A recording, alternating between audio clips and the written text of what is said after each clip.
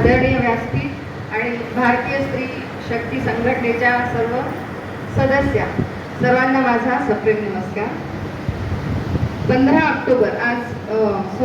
15 मे हा दिवस जागतिक कुटुंब दिवस म्हणून साजरा केला जातो.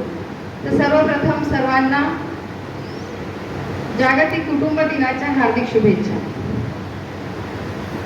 हे कुटुंब, विश्व कुटुंब ही संकल्पना आपल्याकडे पूर्वापार चालत आलेली आहे, पण हे पाश्चात्यांचं अंधानुकरण करण्यामुळं आपण हे वेगवेगळे डे साजरे करत आहोत. मग mother's day, father's day, international family day. तर आपल्याला हे डे साजरी करायची काही गरजच नव्हती, कारण आपल्याकडे आपल्या हिंदू सनातन संस्कृतीमध्ये ही संकल्पना पूर्वापार चालत आलेली आहे.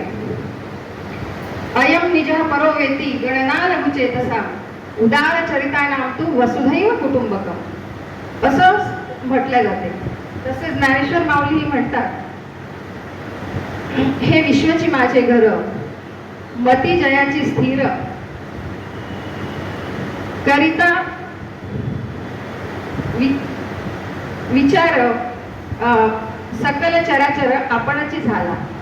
म्हणजे निव्वळ व्यक्तीच नाही तर चराचर हे सगळे आपण एकच आहोत, अशी आपल्याकडे विश्व बंधुत्व, विश्व एकात्मतेची भावना पूर्वापार चालत आली आहे. परंतु गेल्या काही वर्षामध्ये ही कुटुंब व्यवस्था अत्यंत मोडकळीस आली आहे. सध्या पूर्वी जसं की एका कुटुंबामध्ये 4 पिढ्या नांदायच्या, पण आता 2 पिढ्याही एकत्र नांदणं कठीण झालंय. त्यामुळे हम दो हमारे दो, त्याही पुढे हम दो हमारा एक, त्याही पुढे जाऊन न्यूक्लिअर फॅमिली ही संकल्पना सुद्धा अस्तित्वात येऊ पाहत आहे. आणि हे अतिशय विदारक चित्र आहे. ही परिस्थिती आपल्याला कुठे घेऊन जाईल माहिती नाही, म्हणजे खूप याच्यातून वाईटच निष्पन्न होणार आहे. त्यामुळे कुटुंब हे मोठं असतं, एकत्र राहण्याची सवय असणं आणि हम दो हमारा एक वगैरे न करता प्रत्येकाने आपलं कुटुंब वाढवणं. महागाई वगैरे ही तर सगळी कारणं आहेत हो, आपल्यावर अवलंबून असतं. आपण आपल्या अपेक्षा कमी केल्या की आपोआपच पैसा पुरतो. पण आता सगळ्याच्या अपेक्षा इतक्या वाढल्या आहे, गगनाला भिडल्या आहे की सर्वांना महागाई जाणवते आणि त्यामुळे ते एका मुलाच्या वर दुसऱ्या मुलाला जन्म द्यायला तयार होते. पण ते सगळं आपल्यावर आहे. आपलं राहणीमान आपण कामापुरतं, आपल्या गरजेपुरतं ठेवलं तर काही अडचण नाही. तर यावरही तरुणाईंनी मुख्य म्हणजे विचार करायला पाहिजे.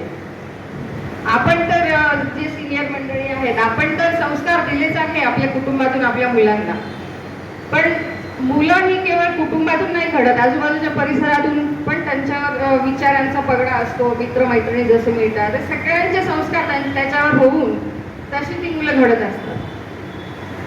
आणि आजकाल प्रत्येकाला आपली स्पेस पाहिजे असते. त्यामुळे घरातले म्हातारे लोक मार्गदर्शन करणार तरी कुणाला, ते काही ऐकायच्या मनस्थितीतच नसतात. त्यामुळे ही जबाबदारी मुख्यत्वे करून तरुणांवर जास्त आहे असं मी समजते. तर या आजच्या या जागतिक कुटुंब दिवसाचं औचित्य साधून आपण पुन्हा एकदा आपल्या जुन्या संस्कृती, आपले संस्कार यांचं स्मरण करूया आणि मी, माझं कुटुंब, माझं कुळ, माझी जात, माझा समाज, माझं राज्य, माझा जिल्हा, माझा राज्य, माझा देश, अशी एक एक पायरी आपण वाटचाल करत करत वसुधैव कुटुंबमकडे वाटचाल करूया. असं आपण या प्रसंगी आपण या जागतिक कुटुंब दिनाच्या औचित्य साधून आपण हा विचार आपल्यामध्ये आणि तरुण पिढीमध्येही रुजवूया आणि पुन्हा एकदा आपल्या जुन्या समृद्ध अशा कुटुंबाचं दर्शन, भारतीय कुटुंबाचं दर्शन हे सर्वांना घडवूया, असं आपण या प्रसंगी विचार घेऊन जाऊया. धन्यवाद.